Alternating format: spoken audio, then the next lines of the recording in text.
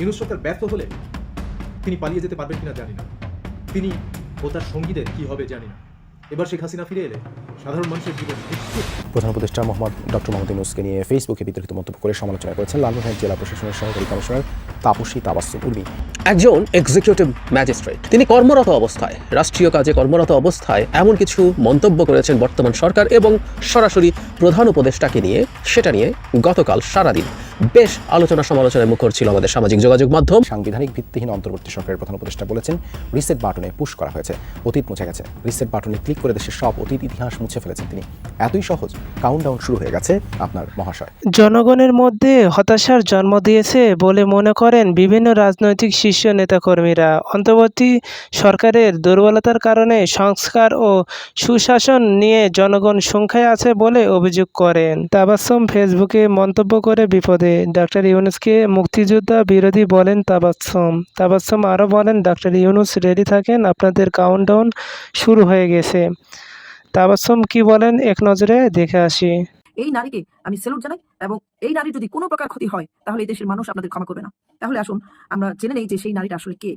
লালমনিরহাট জেলা প্রশাসনের নির্বাহী ম্যাজিস্ট্রেট তাপসী তাবাসসুম উর্মি অন্তর্বর্তী সরকার ও প্রধান উপদেষ্টা ডক্টর মোহাম্মদ ইউনূসের বক্তব্য নিয়ে ফেসবুকে বিতর্কিত স্ট্যাটাস দিয়ে সমালোচিত হয়েছেন। ডিলিট হয়নি, পোস্টটা অনলিমি করে রেখেছি। আর এটার বিষয়ে আমি কিছু বলতে চাচ্ছি না, আমার ফেসবুক পোস্টে আমি যা বলার বলছি।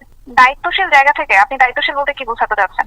আমি যখন দেখবো আমার দেশের উপর কোনো থ্রেট চলে আসতেছে, আমি মনে করবো আমার দেশকে বাঁচানোর জন্য আমার যতটুকু বলা উচিত সেই বলাটাই আমার দায়িত্বশীলতা। ঠিক আছে, শোনেন, আমি ফ্র্যাঙ্কলি বলি, আমি চাই না আমার দেশের দায়িত্বে মুক্তিযুদ্ধ বিরোধী কোনো শক্তি আসুক। ঠিক আছে, আমার যাকে মনে হয়েছে মুক্তিযুদ্ধ বিরোধী শক্তি, যাদেরকে মনে হয়েছে আমি তাদেরকে সেভাবেই ট্রিট করেছি, আর আমার পোস্টে আমি সেভাবে দিয়েছি। রিসেট বাটন পুশ করা মানে কি? আপনি কি ভয়েস অফ ওয়ার্ল্ডের সাক্ষাৎকারটা দেখেছেন? রিসেট বাটন পুশ করা মানে কি? অতীত মুছে ফেলা মানে কি? আমাদের মুক্তিযুদ্ধ হচ্ছে মীমাংসিত সত্য, আমাদের জাতির পিতা বঙ্গবন্ধু, এগুলো সবই মীমাংসিত সত্য। রিসেট বাটন পুশ করে সব অতীত মুছে ফেলা, এটা মানে কি? এটা তো তাহলে আমি তো মনে করি যে আসলে মুক্তিযুদ্ধের বিরোধী শক্তি আমাদের দেশে এখন গভর্নমেন্ট হিসেবে আছে।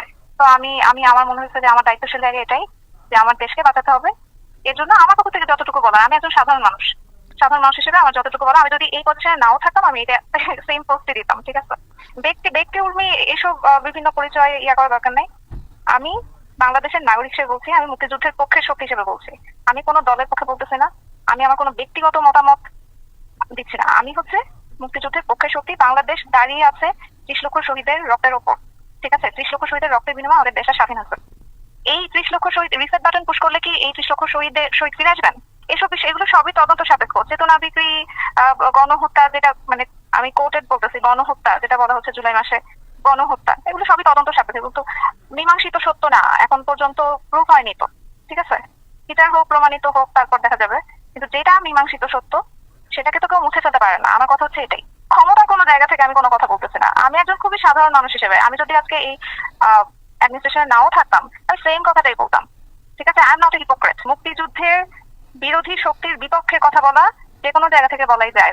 ঠিক আছে, এর জন্য যদি আমার চাকরি চলে যায় এটা আমার কোনো সমস্যা নেই, কিন্তু আমি মুক্তিযুদ্ধ বিরোধী শক্তি হইতে পারবো না, এটা সম্ভব না। আমি হিপোক্রেট হতে পারবো না। যখন যেই গভর্নমেন্ট আসবে টোটাল কন্ট্রাডিক্টরি কথা বলবে, একজন মুক্তিযুদ্ধের পক্ষে কথা বলবে, আরেকজন মুক্তিযুদ্ধের বিপক্ষে কথা বলবে, আমি দুই পক্ষেই মানে হ্যাঁ করবো, এইটা হিপোক্রেসি। ঠিক আছে, দুটা টোটাল কন্ট্রাডিক্টরি মতে আমি দুটাতেই একমত পোষণ করা, এটা হচ্ছে হিপোক্রেসি।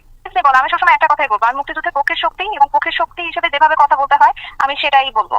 আমি যদি আমার সামনে দেখি কেউ মুক্তিযুদ্ধকে মুছে ফেলতে চায়, আমি তার বিপক্ষে কথা বলবো। এটা আমি সাধারণ নাগরিকই হই আর কোনো অ্যাডমিনিস্ট্রেশনের অফিসারই হই, যেখানেই থাকে, আমি যদি দেশের বাইরেও থাকি তখনও বলবো। আমি কিভাবে বুঝতে পারছি, মানে এটা তো আসলে প্রশ্ন না, আপনি কনভারসেশন দেখলেই তো বুঝতে পারবেন। ঠিক আছে, কনভারসেশন দেখলে বুঝতে পারবেন কোন প্রশ্নের উত্তরে কোন অ্যান্সার। এরপরে যদি ভাঙায় বলা লাগে তাহলে তো আসলে কিছু করার নাই। সবকিছু ভেঙে ওয়ার্ড দিয়ে সব কি বলো এক্সপ্রেস করা যায় না। এটাই কি বলেন তো, অনলিমি করার কি একটাই কারণ থাকতে পারে? আপনি বলেন পারে কেন করেছে, দ্যাটস নট রেলিভেন্ট। এখানে কারো দোষর কারো কিছু না। আমি মুক্তিযুদ্ধের পক্ষের শক্তি। এখন মুক্তিযুদ্ধের পক্ষের শক্তি বললে যদি আপনারা বা কেউ যদি এভাবে জাজ করে, আমার কিছু করার নাই। আমি অলওয়েজ বলবো মুক্তিযুদ্ধের পক্ষের শক্তি। মুক্তিযুদ্ধকে আমি যদি একটা থ্রেটেনিং পর্যায়ে দেখি, কেউ থ্রেট হিসেবে দাঁড়িয়ে যাচ্ছে, মুক্তিযুদ্ধ ইতিহাস মুছে ফেলতে চায়, জাতির পিতাকে মুছে ফেলতে চায়, জাতির পিতার অবদান অস্বীকার করতে চায়, 15ই আগস্ট অস্বীকার করতে চায়, ধানমন্ডি 32 নম্বর অস্বীকার করতে চায়, পুড়িয়ে ফেলতে চায়, আমি তাদের বিরুদ্ধে কথা বলবো, আমি যেই জায়গায় থাকি না কেন। এখানে তো কারো দোষর এই ইয়াগুলো আসবে কেন? মানুষের কি মাথায় বুদ্ধি নাই নাকি? আর এখানে বঙ্গবন্ধু কোনো আওয়ামী লীগের নেতা না। বঙ্গবন্ধু হচ্ছে সারা বাংলাদেশের মানুষের নেতা। জয় বাংলা হচ্ছে সারা বাংলাদেশের মানুষের স্লোগান, ঠিক আছে? এটা মুক্তিযুদ্ধের সময় স্লোগান, এটা বাঙালির স্লোগান। আমাদের যে লক্ষ্য 2021 সাল স্বাধীনতা সুবর্ণ জয়ন্তী আর 2020 সাল জাতির পিতার জন্মশতবার্ষিকী, সেই উদযাপনকালেই বাংলাদেশ উন্নয়নশীল দেশের মর্যাদা পেয়েছে আর্থসামাজিক। অসমাপ্ত উন্নয়ন কাজ সমাপ্ত করতে ফিরতে চায় আওয়ামী লীগ। এজন্য দলটির ভেরিফাইড ফেসবুক পেজে নেতাকর্মীদের জন্য বিশেষ বার্তা দিয়েছে। গত শনিবার রাত 9টায় ফেসবুক পোস্টে বলা হয়, আমাদের শিকড় অনেক গভীরে। এই দেশের জন্মের সঙ্গে আওয়ামী লীগের সম্পর্ক। দেশের ঐতিহ্যবাহী দল আওয়ামী লীগ স্বমহিমায় ফিরে আসবে। দেশের অসমাপ্ত উন্নয়নের কাজ এগিয়ে নিয়ে যাবে। প্রিয় দর্শক, তাবাসসুমের যে ফোন রেকর্ড এটা আপনাদের মাঝে তুলে ধরলাম। তার বক্তব্য শুনে আপনাদের কেমন লেগেছে তা কমেন্ট বক্সে জানাতে ভুলবেন না, এবং চ্যানেলে নতুন হয়ে থাকলে অবশ্যই চ্যানেলটা সাবস্ক্রাইব করে বেল বাটন বাজিয়ে দেবেন।